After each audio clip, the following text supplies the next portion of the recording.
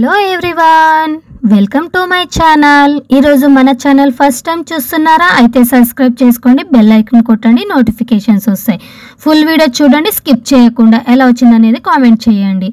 ఇక్కడ మిక్సీ జార్లో నేను 2 ఆనియన్స్ కట్ చేసుకొని వేసుకున్నాను. 10 వెల్లుల్లి రెబ్బలు, 2 స్పూన్ల కారం. స్పైసీగా చేస్తున్నాను అనమాట. మీరు స్పైసీ తక్కువ తినాలనుకుంటే తక్కువగా వేసుకోండి.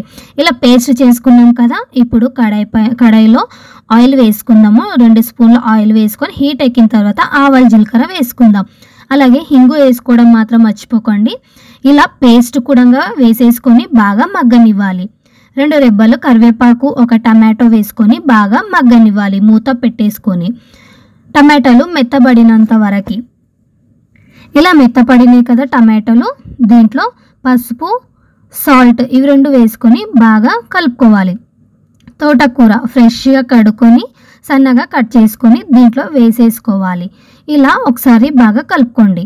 కలుపుకున్న తర్వాత దీనిపైన ఒక 10 మినిట్స్ బాగా మగ్గనిద్దాము. ఇలా మగ్గింది కదా, ఇంకోసారి బాగా కలుపుకోవాలి. కలుపుకొని ఆయిల్ పైనకి వచ్చేంత వరకు మగ్గనిద్దాము. ఇలా మగ్గిపోయింది చూడండి.